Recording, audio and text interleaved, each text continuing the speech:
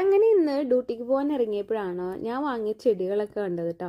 അപ്പോഴാണ് വിചാരിച്ചത് ഞാൻ വീഡിയോ എടുത്തില്ലല്ലോ എന്ന്. ഞാൻ വാങ്ങിയതൊക്കെ ഔട്ട്ഡോർ പ്ലാന്റ്സ് ആട്ടോ. ഈ കാണുന്നതാണ് ക്യാറ്റ്സ് ഗ്ലോ പ്ലാന്റ് എന്ന് പറയുന്നത് കേട്ടോ. ഇത് വേനലിൽ കുറേ പൂവുണ്ടാവും കേട്ടോ. ഇതിലൊരു വൈറ്റ് കളറിലെ കുഞ്ഞു കുഞ്ഞു പൂവാട്ടം ഉണ്ടാവുക, നമ്മുടെ മുല്ലപ്പൂവൊക്കെ പോലത്തെ. ഇപ്പോൾ അതിൽ മുട്ടൊക്കെ ഇട്ടിട്ടുണ്ട്. ഇതിങ്ങനെ മതലിൽ ഇങ്ങനെ പടർന്ന് കയറും കേട്ടോ. ഇതിങ്ങനെ കയ്യിൽ ഇങ്ങനെ അള്ളിപ്പിടിക്കുന്നതുകൊണ്ടാണ് ഇതിന് ക്യാറ്റ്സ് ഗ്ലോ എന്ന് പേര് വന്നിട്ടുള്ളതെന്നാണ് പറയുന്നത്. അപ്പോൾ എന്നെ കണ്ട പാടെ പൂച്ചക്കുട്ടൻ വന്നിട്ട് അവിടെ കിടന്ന് അവൻ്റെ സ്നേഹപ്രകടനങ്ങളൊക്കെ കാണിക്കുകയാണ്. പിന്നെ ഇതാ ഈ കാണുന്ന ചെത്തിപ്പൂ. ഇത് നമ്മുടെ നാട്ടിലൊക്കെ സുലഭമായിട്ട് കാണുന്ന ഒന്നാണല്ലേ.